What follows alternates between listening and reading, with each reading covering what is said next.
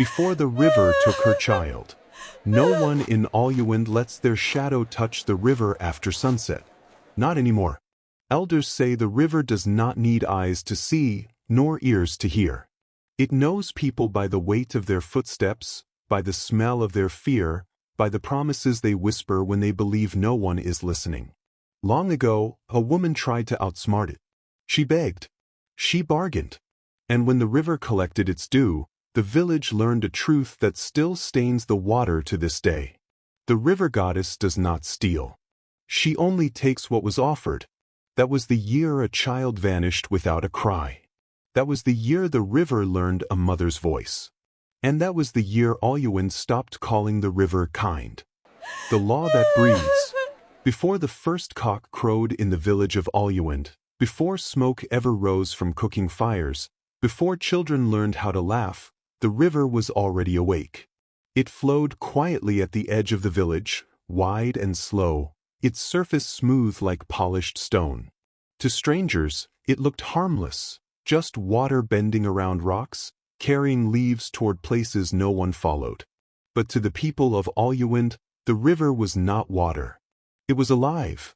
Elders said it had been there before the ancestors learned to build huts, before names were given to trees and birds, before death learned how to find humans. They said a spirit lived beneath its surface, ancient, female, and endlessly patient. They called her the river goddess. Her true name was never spoken after sunset. Some said it was because night belonged to spirits. Others said it was because names were invitations, and the river needed no invitation to listen. The goddess did not shout. She did not rage. She did not chase. She waited. And when she collected what was owed, she did so quietly. The laws of the river were taught as soon as a child could walk. Do not point at the water. Do not shout near it. Do not throw stones for fun. Women were warned never to wash blood in the river, not blood from birth, not blood from the moon, not blood from death. Men never cast fishing nets without first offering kola nut and palm wine, poured slowly into the water with bowed heads. And above all, the elders taught one sacred truth, spoken in hushed voices. Nothing taken from the river is ever free. The river gave fish, fertility to farmlands, and cool relief during the dry season, but it always remembered what it gave. Most people obeyed. Fear makes a good teacher. But there was one woman whose sorrow was heavier than fear. Her name was Adizwa. She lived in a small compound near the edge of the village with her husband, Kunal, a quiet man with kind eyes and patient hands. Adizwa was known for her gentle laughter and the way she helped others without complaint. If kindness alone could fill a womb, hers would have overflowed. But season after season, her belly remained flat. 7 harvests passed. 7 times, she attended naming ceremonies with gifts wrapped in cloth. 7 times, she smiled until her face ached. 7 times, she returned home to silence. At first, Kunal defended her fiercely. Children are gifts, he told anyone who whispered. They come when they are sent. But whispers have sharp teeth. Women stopped inviting Adizwa to sit among them. Some avoided her mat, afraid barrenness might cling like a shadow. Children were gently pulled away when they leaned too close. At night, Adizwa cried quietly so her walls would not hear her shame. She tried everything the land offered. Roots from the forest, boiled until bitter. Charms tied around her waist. Rituals performed under full moons. Nothing answered her prayers. Then one evening when the sky burned red and orange, Adizwa found herself walking toward the river. She did not plan to. Her feet simply moved.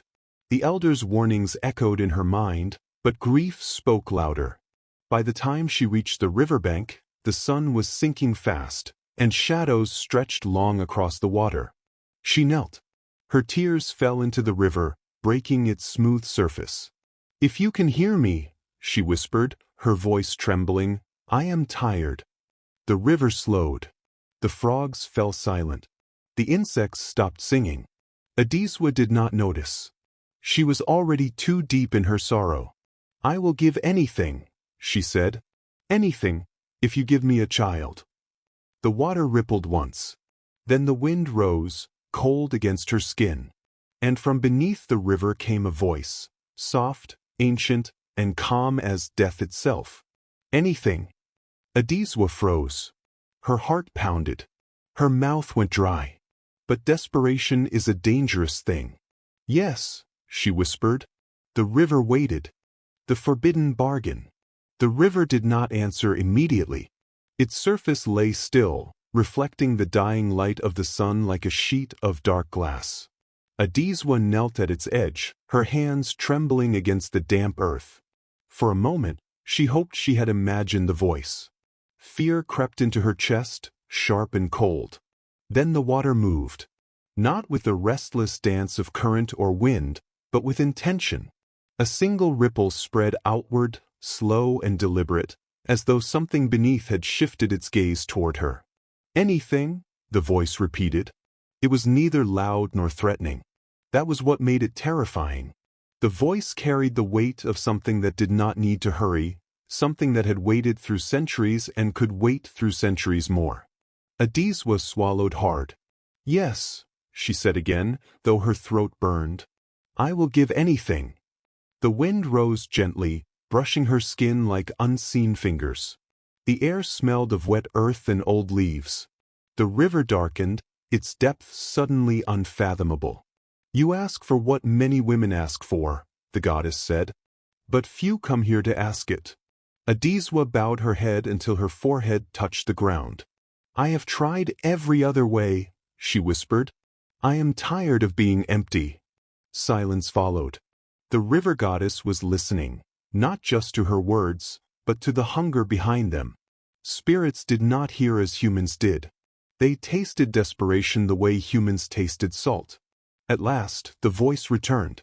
Life is not created from nothing, the goddess said. Every gift demands balance. Adizwa's heart pounded harder. What do you want? She asked, barely audible. The river swelled, rising just enough to wet her fingers. Your first child will belong to me. The words landed like a stone in her chest. Adizwa jerked upright. Her breath came in short, sharp gasps. The thought of holding a child only to lose it pierced her deeper than barrenness ever had. My first child? She stammered. You mean? The first life that opens your womb, the goddess said calmly. Fear wrapped around Adizwa like a tightening rope. Images flashed through her mind. A crying baby, tiny fingers curling around hers, empty arms. I don't understand, she whispered. Why? The river goddess did not answer the question. Spirits did not explain themselves. Instead, the voice spoke again, slower this time. Nothing taken from the river is ever free. Adizwa trembled. She remembered the elders' warnings. The priestess's stern eyes. The laws taught since childhood. She knew she should run. She knew she should rise, wipe her tears, and accept her fate. But grief does not listen to wisdom. She thought of her empty home, of the whispers, of the years slipping away like water through her fingers. If I refuse? She asked. The river went still. Then you leave as you came, the goddess replied. Empty. The word struck like a curse. Adizwa closed her eyes. Her chest burned. Her mind screamed at her to stop. Yet another voice, quieter and more dangerous, whispered that she could survive this bargain. That spirits were stories, and pain could be outlived. I will agree, she said at last, her voice breaking. Just give me a child. The river stirred, satisfied. It is done, the goddess said. But remember, promises made to water do not dry. The wind fell silent. The insects returned. The frogs croaked as though nothing had happened. Adizwa scrambled to her feet, heart racing. She did not look back. She did not thank the goddess. She ran all the way home, her mind already pushing the words into darkness. That night, she dreamed of water. She stood in a vast river, her feet sinking into the mud. Cradled in her arms was a child made of light. When she looked down, the child smiled, then slowly dissolved into the water, slipping through her fingers no matter how tightly she held on. She woke with a scream, her body soaked in sweat. Days passed. Weeks followed. Then one morning, as Adizwa bent to sweep her compound, dizziness washed over her. The ground tilted. Her stomach turned violently. She dropped the broom and clutched her belly. Her heart knew before her mind did. Life had begun. The village rejoiced when the news spread. Kunal laughed like a boy again, lifting Adizwa from the ground and spinning her around. Drums echoed through Oluwande. Women ululated. Elders nodded solemnly. But not all rejoicing was joyful. The river swelled that night, though no rain had fallen. Fish leapt from the water, slapping against the surface before disappearing again. Frogs fell silent at odd hours. And the old priestess stood at the edge of the village, watching the river with narrowed eyes. "A debt has been created," she murmured to herself. Far away, beneath the dark water, the river goddess waited. The child who was promised. From the first day her pregnancy was known, the river changed. It did not flood or rage. It did not destroy. Instead, it behaved like something watching from the corner of its eye, quiet, patient, always present. When Adizwa walked near its banks, the water followed her movement, swelling and settling as though it breathed with her steps. At first, she told herself it was coincidence. Pregnancy had made her sensitive, fearful. She laughed more loudly than before, worked harder than necessary, as though noise and effort could drown out memory. She avoided the river when she could, taking longer paths through the village even when her legs ached. But the river did not need her to come to it. It reached her in other ways. Her pregnancy was unlike any other. There was no sickness, no weakness. Her body did not rebel as other women's bodies often did. Instead, she felt light, almost weightless, as though something carried her from within. Her skin glowed. Her sleep was deep and dreamless. Too easy, the elders whispered. Too smooth. Kunal was delighted. He thanked the gods daily, offering sacrifices at the family shrine. But each time he mentioned gratitude, Adizwa's chest tightened. She smiled and nodded, yet inside, fear coiled like a snake. She dreamed of water more often now. In one dream, she stood by the river holding a clay pot. The pot was full of clear water, heavy in her hands. A voice told her not to drop it. Her arms began to shake. Cracks appeared along the pot's surface. No matter how tightly she held on, the water leaked away until the pot shattered, leaving her with nothing but wet clay. She woke crying, pressing her hands to her belly. The old priestess watched her closely. One evening, as the sun dipped low, the priestess stopped Adizwa outside her compound. "Did you go to the river before this child came?" she asked quietly.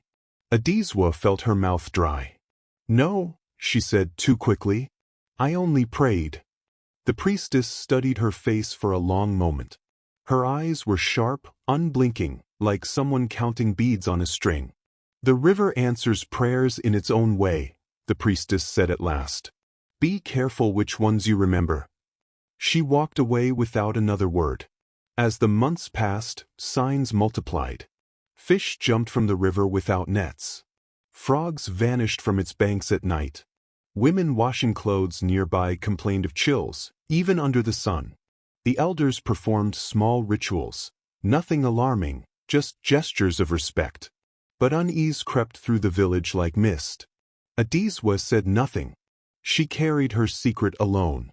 When the time of birth came, the moon was full, round and bright, casting silver across the land. The river lay smooth, reflecting the sky so perfectly it looked like a second moon slept beneath the water. Labor came swiftly. Too swiftly. By midnight, the child was born, a boy. But alive. His cry filled the compound, rich and commanding, like someone who expected the world to welcome him. The midwives smiled, nodding in approval. "He will be powerful," one said. Adizwa held him close, tears streaming down her face. His skin was warm, his breath steady. When he curled his fingers around hers, Something inside her broke open. They named him Olamide. My wealth has come. The name tasted bitter and sweet on her tongue. Celebration followed at dawn. Drums beat.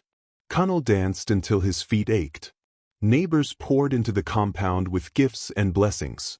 But the elders did not smile. They stood at the edge of the gathering, watching the river instead of the child. That night, the village fell into an unnatural silence. No wind stirred the trees. No insects sang. No dogs barked. Adizwa slept from exhaustion, the child cradled beside her. For the first time in months, fear loosened its grip on her chest. She dreamed again. In the dream, the river rose quietly and entered her home without breaking a wall or door. The water lifted Olamide from her arms as gently as a mother lifting her child from sleep. She screamed, but no sound came out. She woke suddenly. The mat beside her was cold. The child was gone. At first, she thought her mind had betrayed her. She searched the room, calling softly, then loudly. Women rushed in. Cunnel followed, panic flashing across his face. They searched the compound, the village, the paths. There were no footprints, no struggle, no blood, only wet marks on the floor, leading toward the river. When the priestess arrived, she did not ask questions. The river has taken what was promised, she said. Adizwa's scream tore through the morning like a blade. She collapsed, clawing at her chest, her cries breaking into something raw and animal. I didn't mean it, she sobbed. I didn't think. The priestess shook her head. The river does not trade in thoughts, she said, only in vows. As the sun rose, the river flowed calmly, as though nothing had happened. And beneath its surface, the river goddess closed her fingers around the child who had always been hers. The river collects. The morning after Olamide vanished, the village of Oluwande did not wake as it always had. No smoke rose from cooking fires. No children laughed in the dust. Even the goats moved quietly, as though they sensed something had broken. Adizwa's scream still hung in the air long after her voice failed. She sat on the floor of her compound, rocking back and forth, her arms wrapped tightly around her empty chest. Women surrounded her, murmuring prayers, but none dared touch her. Grief had made her dangerous, not in anger, but in depth. Cunnel knelt nearby, staring at the ground. His eyes were dry. Some sorrows are too heavy for tears. When the elders gathered, they did so in silence. They did not search the river. They did not ask how the child had disappeared. They already knew. The old priestess stepped forward at last, her voice low and steady. The river has collected what was owed. Her words settled like dust over the gathering. Adizwa lifted her head, her eyes wild. I did not know, she cried. I did not understand what I was agreeing to. The priestess met her gaze. The river does not accept ignorance as payment, she said. Only truth. 4 days, Adizwa refused food. She refused water. She refused comfort. At night, she sat outside her compound, staring toward the river, waiting. Waiting for a cry. Waiting for a sign. The river gave nothing. But it was not finished. Strange things began to happen. Children who played too close to the river fell ill with fevers that burned but left no mark. Fish washed ashore with clouded eyes, their bodies stiff and lifeless. Crops planted near the water withered, their leaves curling inward as though fleeing something unseen. The elders whispered among themselves. The goddess is restless, they said. She is waiting. On the 7th night after the child was taken, Adizwa rose from her mat. She did not tell Cunnel where she was going. She did not wrap herself in charms or prayers. She walked barefoot through the village, her steps steady, her face empty of fear. The moon was thin, barely lighting the path to the river. She knelt where she had knelt before. I want him back, she said, her voice hollow. The river stilled. From beneath the water came the familiar voice, calm and ancient. A promise cannot be undone. Adizwa pressed her forehead to the earth. "Take my life instead," she whispered. "I will go willingly." The river rippled slowly. "Life cannot replace life that has already been claimed," the goddess replied. "But balance can be delayed." Hope flickered painfully in Adizwa's chest. "How?" she asked. "Another must take his place." Adizwa's breath caught. "A child?" she asked. "A life," the goddess corrected. The water waited. Adizwa rose abruptly and fled, her heart pounding wildly. She ran until her lungs burned, until the village walls surrounded her again. From that night onward, fear gripped Oluwande. Women avoided the river entirely. Mothers kept children indoors. The elders performed larger rituals, offering animals, palm wine, and prayers. Still, the river swelled and receded, restless. Years passed. Grief aged Adizwa quickly. The laughter she once carried never returned. Kunal remained by her side, though sorrow built walls between them. Then, against all expectation, Adizwa conceived again. The village reacted with uneasy silence. Some whispered that the river had returned her favor. Others said the goddess was tightening her grip. The pregnancy was different this time. Pain followed Adizwa everywhere. Her sleep was broken by dreams of drowning. The river flooded its banks the night her labor began, spilling into fields and pathways as though searching. The elders gathered quickly. Drums beat not in celebration, but in warning. The priestess led chants older than the village itself. The child was born just before dawn. A girl. Silent. When she finally cried, the wind screamed in answer. The river surged. Water rushed toward the village with terrifying speed. "The debt is due," the priestess said, her voice trembling. "Or the village will drown." Adizwa held her daughter tightly, tears streaming down her face. She understood now. The river had never wanted cruelty. It wanted balance. What the water still remembers. The river rose to Adizwa's knees before anyone dared stop her. It did not crash or roar. It crept forward, slow and deliberate, like a breath drawn in patience. The fields nearest the bank shimmered beneath the moonlight, half drowned. The elders stood frozen, their chants dying on their lips. Adizwa held her newborn daughter close.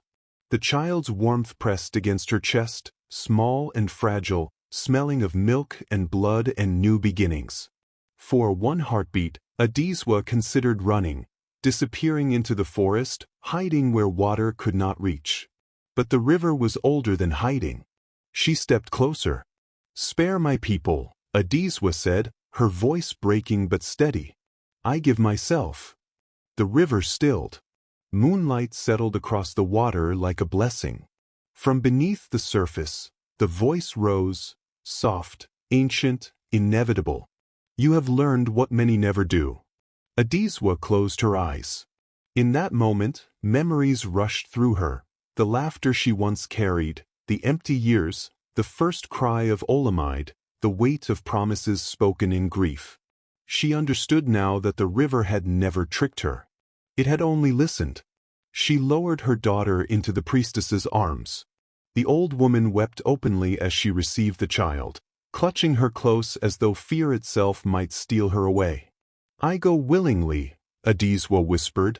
She stepped into the water. The river wrapped around her calves, her knees, her waist, cool, gentle, almost kind. When it reached her chest, she gasped, not from pain, but from understanding. The river was not swallowing her. It was receiving her. She did not struggle. She did not scream. She walked forward until the water closed above her shoulders, her chin, her mouth. The surface rippled once, then smoothed as though nothing had disturbed it. The river receded. Fields emerged wet but intact. The current slowed, satisfied. Dawn crept into the sky, pale and quiet, as though afraid to speak too loudly. Adizwa did not return. The village mourned her in silence. Kunal never took another wife. He raised the girl as his own, though his eyes always carried distance, as if part of him still stood at the riverbank, waiting. the child grew strong. She laughed easily, like her mother once had. But sometimes, when she sat near the river, she tilted her head as though listening to something no one else could hear. Years passed. The river flowed quietly through Oluwande, calm and generous. Fish returned. Crops thrived. Children played once more, though never too close and never after sunset. Yet on nights when the moon was full, women swore they heard a sound drifting over the water. Not crying, not laughter, a lullaby. Low and slow, carried on the surface of the river, weaving sorrow and peace together in a way that tightened the chest. Fishermen told stories of seeing a woman standing knee-deep in the water at dawn, her back turned, her hair floating like dark weeds around her shoulders. She never looked at them. She never needed to. The elders taught the children the laws of the river, as they always had. Do not point. Do not shout. Do not take without offering. But there was one truth they taught only to those old enough to understand loss. The river goddess does not steal. She does not punish. She remembers. She remembers every vow spoken in desperation, every promise whispered through tears, every bargain made when grief blinded wisdom. And when the river collects, it does so with perfect balance. That is why, to this day, the people of Oluwande leave offerings at the river's edge, not out of fear alone, but out of respect. For the river gave them life. And it took only what was promised. And so the elders say, when the river grows quiet, it is not asleep. It is listening. For promises made in desperation do not fade with time. And bargains spoken to the water are never forgotten. This is why, in Oluwande, no one touches the river after sunset.